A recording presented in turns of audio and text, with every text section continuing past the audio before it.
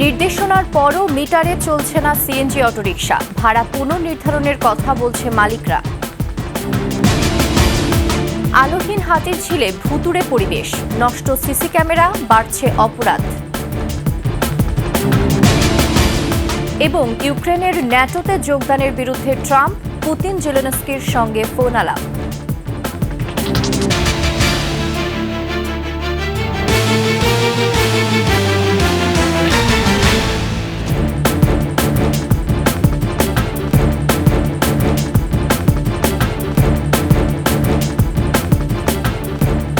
শুনছিলেন সংবাদ শিরোনাম, আমন্ত্রণ ২১ সংবাদে, সাথে আছি আমি ফারজানা নির্জনা। দর্শক, ২১ টেলিভিশনের সংবাদ একই সাথে সরাসরি দেখতে পাবেন আমাদের ফেসবুক পেজ www.facebook.com/2124 অনলাইনে। এছাড়া সাবস্ক্রাইব করতে পারেন www.youtube.com/@21etv চ্যানেলে। ১০ ফেব্রুয়ারি থেকে সিএনজি অটোরিকশা মিটারে চলাচলের নির্দেশনা কার্যকর হয়নি। ট্রাফিক পুলিশ বলছে এ নিয়ে তারা কোনো নির্দেশনা পায়নি, আর মালিকদের বলছেন ২০১৫ সালের গেজেটে যে ভাড়া নির্ধারণ করা হয়েছে সে ভাড়ায় এখন সিএনজি অটোরিকশা চালানো সম্ভব নয়। বিস্তারিত সিরাত আল মুস্তাকিমের রিপোর্টে। সিএনজি চালিত অটোরিকশা চালুর প্রথম দিকে মিটারে নির্ধারিত ভাড়া ও যাত্রীদের চাহিদা মতো গন্তব্যে চলাচলের বাধ্যবাধকতা ছিল, কিন্তু সে শর্ত আর মানা হচ্ছে না। চালকদের ইচ্ছা অনুযায়ী ভাড়া গুনতে হচ্ছে যাত্রীদের। সড়ক পরিবহন আইন ২০১৮-এর ৩৫-৩ অনুযায়ী মিটারে প্রদর্শিত ভাড়ার থেকে বেশি অর্থ দাবি এবং ৩৫-১ অনুযায়ী জমাকৃত যে সরকার কর্তৃক নির্ধারিত জমা অর্থ তার থেকে বেশি আদায়, এই দুটি কিন্তু অপরাধ এবং এই দুটি আইনের কোনো আইনই মানছে না কোনো পক্ষই। যাত্রী আমরা যদি বলি মিটারে চলেন বা না মিটারে যাবো না, ভাড়ায় চলেন, ঠিক না। না না, আমি মিটার বলি না, যেটা আমি আম্মাকে নিয়ে আসছি আমি কোনো কথাই বলি না। এখন থেকে যে যাত্রী আসবে আমি বলবো হ্যাঁ আমি ভুল করছি। এখন কি নিয়ম মিটারে যাওয়া, এটা কি জানেন আপনি? আমি তো সঠিক কইতে পারি না। ১০ ফেব্রুয়ারি বিআরটি এর এক চিঠিতে অটোরিকশায় মিটারের ভাড়ার চেয়ে বেশি টাকা নিলে পুলিশকে ব্যবস্থা নিতে বলে। তবে ট্রাফিক পুলিশ বলছে এ ধরনের কোনো নির্দেশনা তারা পায়নি। চালক ও মালিকরা বলছে ১০ বছর আগের ভাড়ায় সিএনজি অটোরিকশা চালানো সম্ভব নয়। 4বার গ্যাসের দাম বাড়ছে, তাহলে আমাদের ড্রাইভার মিটারে গাড়ি কিভাবে চালাবে? আর আমরা ৯০০ টাকা জমা নিয়ে গাড়ির যে বর্তমানে খরচ, মনে করেন বৈশা থাকা, মানে যখন জাম থাকে তখন হলো বেশি ভাড়া ওঠে, মিটারে যাইতে চায় না, তখন কন্ট্যাক্টে যায়। আর যখন রাস্তা খালি থাকে তখন হলো মিটারে যাইতে চায়। বিআরটিএ বলছে মালিক চালকদের সাথে আলোচনা করে দ্রুত ভাড়া পুনর্নির্ধারণ করা হবে। মালিককেও মানতে হবে যে ৯০০ টাকা বেশি নিতে পারবে না, আবার শ্রমিককেও মানতে হবে যে তার মিটারে চলতে হবে, দুটাই মানতে হবে।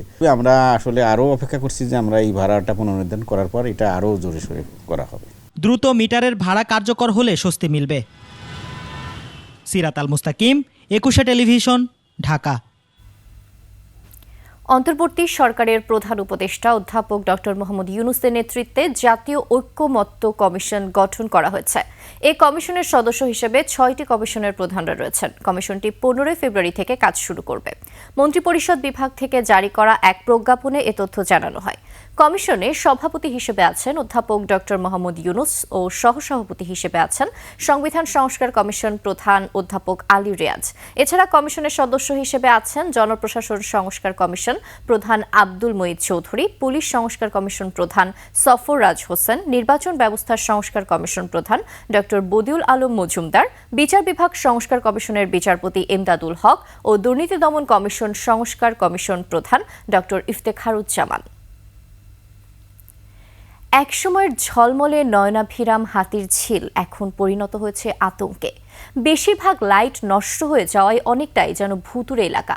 সিসি ক্যামেরাগুলো ঠিকমতো কাজ করছে না। মাদক সেবী ও কারবারিদের অভয়ারণ্যে পরিণত হয়েছে হাতির ঝিল। ঝিলে প্রায়ই ভেসে ওঠে লাশ। মানিক শিকদারের রিপোর্ট। মনোরম দৃশ্য, দৃষ্টিনন্দন লেকের কারণে রাজধানীর দর্শনার্থীদের অন্যতম পছন্দের স্থান হাতির ঝিল।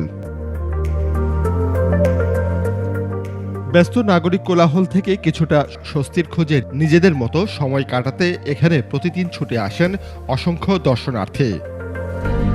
রাতের দৃষ্টিনন্দন এই স্থানটি কয়েক মাস ধরে ভুতুড়ে এলাকায় পরিণত হয়েছে। প্রায়ই ঘটছে ছিনতাই, ইফটিজিং, খুন, মাদক বাণিজ্য, অপহরণ সহ নানা অপরাধ। যে এই যে হাতির ঝিল অকারেন্স হচ্ছে, কিছুদিন পর পর লাশ পাওয়া যাচ্ছে, এগুলো কে বা কারা কোত্থেকে করে যাচ্ছে? এটা কি তাদের টনক নড়ে না?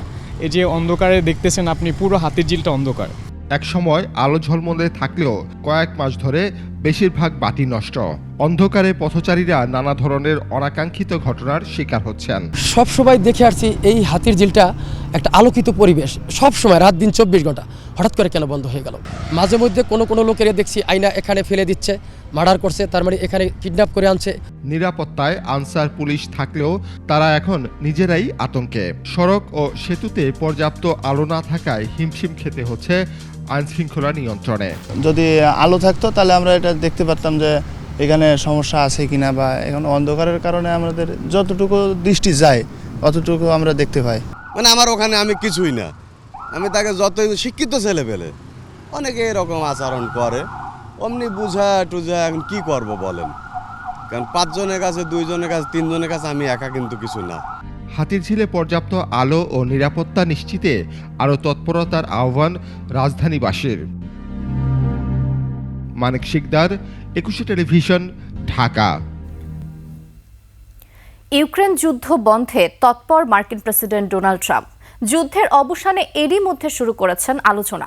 রুশ প্রেসিডেন্ট ভ্লাদিমির পুতিন এবং ইউক্রেনের প্রেসিডেন্ট ভলোদিমির জেলেনস্কির সঙ্গে ফোন আলাপের পর ট্রাম্প বলেন, ইউক্রেনের ন্যাটোতে যোগ দেওয়া বাস্তবসম্মত নয়, হারানো ভূখণ্ড পুরোটা ফিরে পাওয়াটাও অসম্ভব।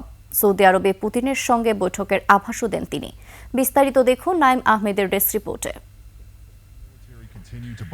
অবশেষে পথ খুলছে ইউক্রেন যুদ্ধ অবসানের। 3 বছর থেকে চলমান যুদ্ধে বহু প্রাণহানির পাশাপাশি বিশ্ব দেখেছে কেবল ধ্বংসযজ্ঞ। জ্বালানি সংকট ও মূল্যস্ফীতির ধাক্কা লেগেছে বিশ্ব অর্থনীতিতে।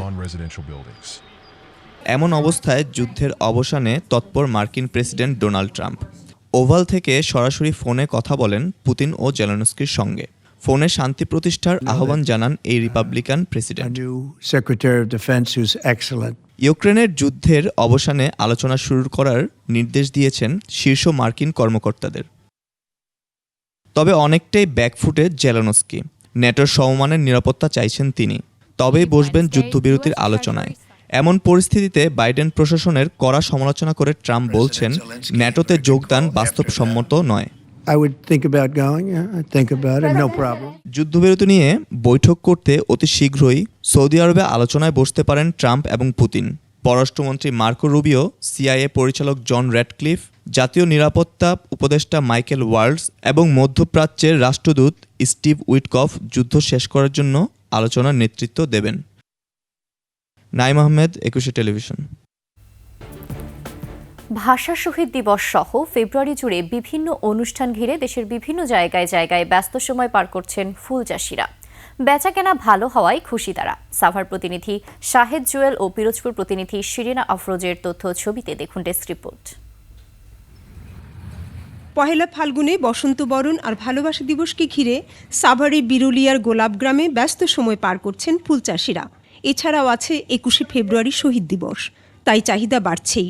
বিক্রি ভালো হওয়ায় খুশি ব্যবসায়ীরা। এতদিন বেচা কেনা ছিল না, 14 ফেব্রুয়ারি লাগছে প্রচুর বেচা কেনা। খুব ভালো লাগছে এখানে এসে। আমি গোলাপ দেখেছি। এই গ্রামে আসলে মনটা আসলে ভালো হয়ে যায়। সাভারে এবার 305 হেক্টর জমিতে ফুলের চাষ হয়েছে, গোলাপের চাষ হয়েছে 230 হেক্টরে। ফলন ভালো হয়েছে এবার, মোটামুটি বেশি 10 টাকা পাইকারি। কৃষি বিভাগ বলছে এবার 45 থেকে 50 কোটি টাকার ফুল বিক্রি হতে পারে। এবার আমাদের যেই লক্ষ্যমাত্রা ছিল সেই লক্ষ্যমাত্রা অনুযায়ী আমাদের আবাদটা হয়েছে। আমরা চাচ্ছি যে আগামী বছর এই লক্ষ্যমাত্রাকে আরো ছাড়িয়ে নতুন নতুন চাষি বা উদ্যোক্তা তৈরি করা। পিরোজপুর স্বরূপকাঠির অলংকার কাঠির বাগানগুলোতে প্রতিদিনই বিক্রি হচ্ছে দেশি বিদেশি প্রজাতির ফুল ও ফুলের চারা। স্বরূপকাঠির 153 হেক্টর জমিতে প্রায় 1.5 শতাধিক ফুলের বাগান ও নার্সারিতে কাজ করেন 16,000 নারী পুরুষ। অনেক সুন্দর ওনারা করেছে, অনেক লোকজন আসে, দেখতে ভালো লাগে। আমরা এই ফুল নিমু ক্যান্টনমেন্টের সৌন্দর্য সাজাবার জন্য। সমস্ত বাংলাদেশেই এই যে চারা নেয়, এখানে আসছি চারার জন্য। ফুল ও ফুলের চারা বিক্রি করে ভালো আয় করছেন এলাকার চাষিরা। এই উদ্যোক্তাদের জন্য ক্ষুদ্র ঋণের ব্যবস্থা করা হয়েছে বলে জানান সংশ্লিষ্ট কর্তৃপক্ষ। যারা উদ্যোক্তা রয়েছেন আমাদের এই নার্সারিতে, নতুন উদ্যোক্তা, তাদেরকে স্বল্প সুদে ক্ষুদ্র ঋণের ব্যবস্থা করে দিয়েছেন। বনশ্রী ডলি, ডেস্ক রিপোর্ট, 21শে টেলিভিশন। আর এরই সাথে শেষ করছি 21 সংবাদ। যাবার আগে সংবাদ শিরোনামগুলো জানিয়ে দিচ্ছি আরও একবার। নির্দেশনার পরও মিটারে চলছে না সিএনজি অটোরিকশা, ভাড়া পুনর্নির্ধারণের কথা বলছে মালিকরা। আলোহীন হাতির ঝিলে ভুতুড়ে পরিবেশ, নষ্ট সিসি ক্যামেরা, বাড়ছে অপরাধ।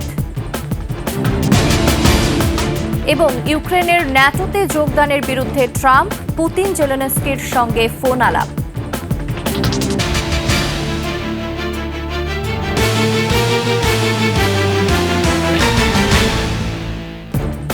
সর্বশেষ সংবাদ জানতে ডায়াল করুন 2021 নাম্বারে আর ভিজিট করুন 21-tv.com ওয়েবসাইটে।